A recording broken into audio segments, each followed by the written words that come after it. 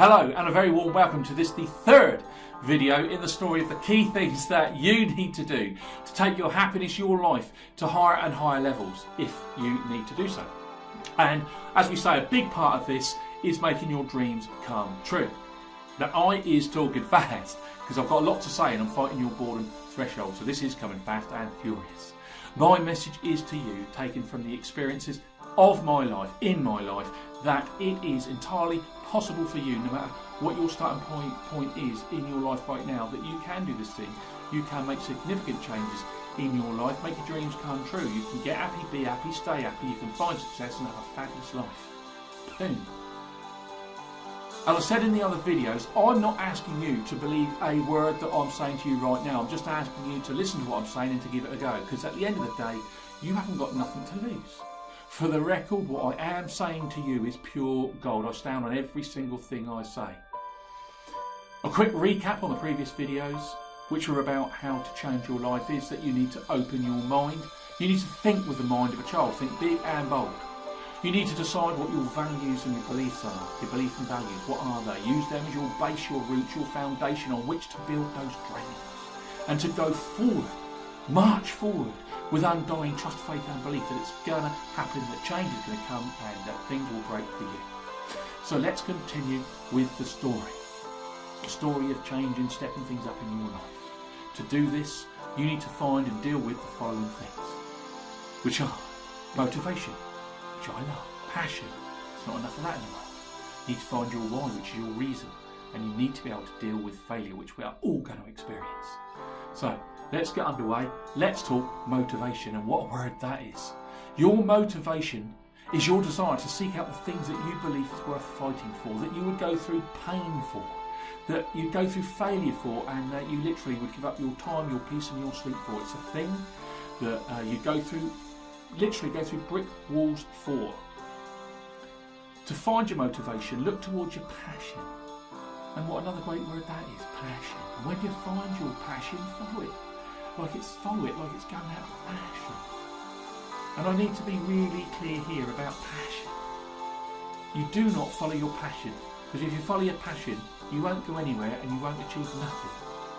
You need to follow your passion, because if you follow your passion, you're following it with soul and with love, and you definitely will feel the difference, and you will go to amazing places. So follow your passion like it's going out of fashion, because when you do it, when you do this, you will love it, you'll stick with it, and you never ever let that thing go. Not never.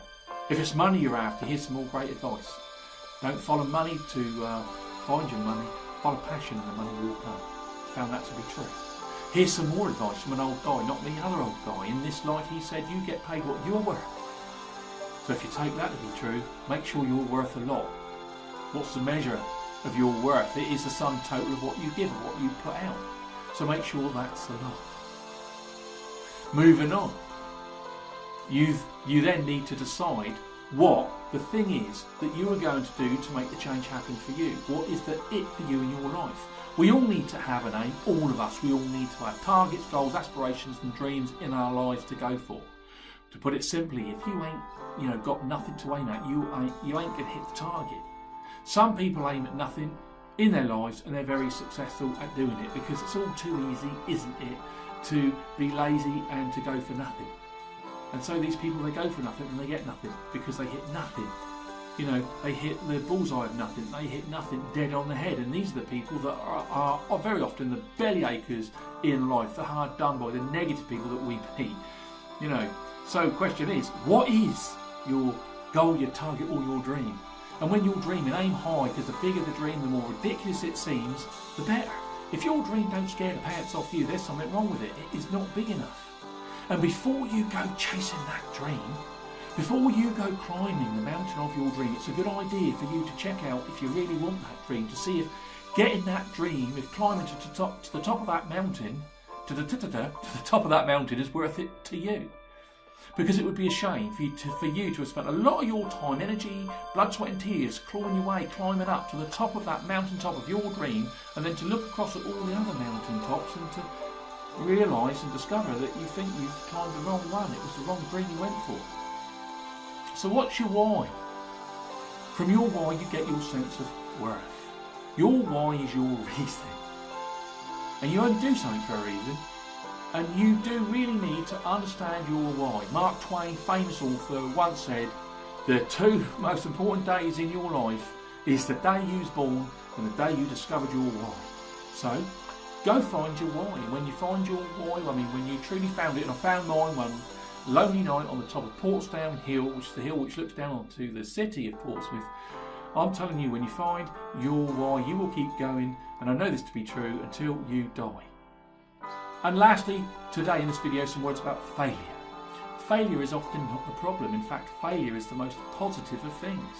Most successes have been built on failure. Just do your research on that one. You see that's true. Our failures are our stepping stones to our success. Take my son Matthew. It took him 4 goes to pass his theory driving test. Destiny had said you've got to fail 3 times, Matthew, before you'll pass on your 4th. So he had to go for the 1st, 2nd and 3rd test and fail each time. And each time he failed forward, stepping stone to the 4th test. He had to go through 3 failures before the 4th test before he passed his test. They were stepping stones to his success. So failure is not a problem. The thing that stops us most of all, the one thing that stops us in our tracks, is not failure, but fear of failure. Fear is the most powerful and potent of things. We can smell it on people, we can see it in people, and fear can get a hold of you and I, and can literally kill you if you don't watch out. Hey, look, what happened to him? He scared himself to death, you know? Fear really is that powerful. Fear can make us anxious, fear can crush us, stop us dead in our tracks. So, now we know that failure is not a problem. We can expect it because it's coming. And when it comes, it won't be a surprise.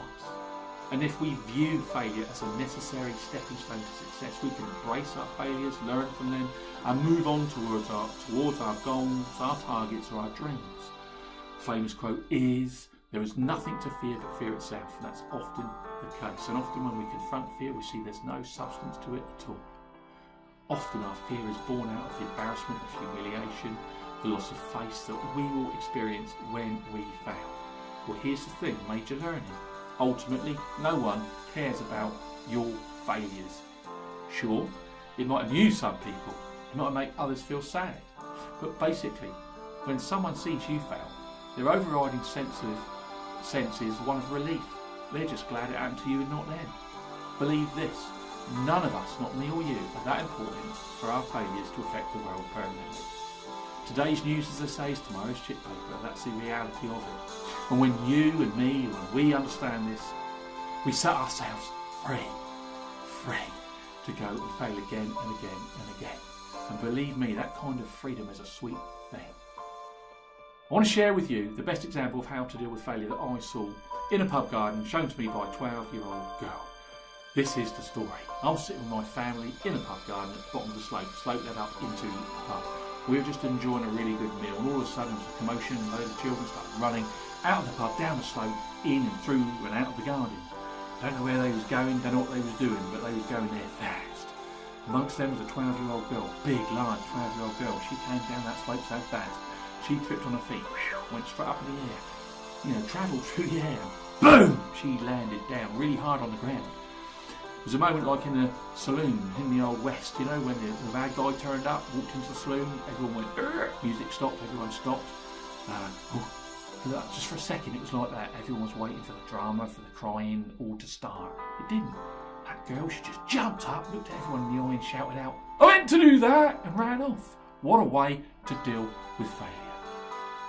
To be able to make your dreams come true and to change your life, for us to change our lives. Here's a summary of what we've just covered. Find your motivation, use your passion, born out of your why, and look your failures dead in the eye. That's it for now, because it is now time for that cup of tea, for that nice cup of Charlie. The 4th video will be coming soon. I hope you've enjoyed this. The hope is that you might just hear a word, a sense, a phrase that might just help you now, tomorrow, next week, next month, next year, next decade, at some time in the future, if you need to draw on some words just to help you. That's the hope. Hope you've enjoyed it. 4th video on the way. Thanks very much. Goodbye.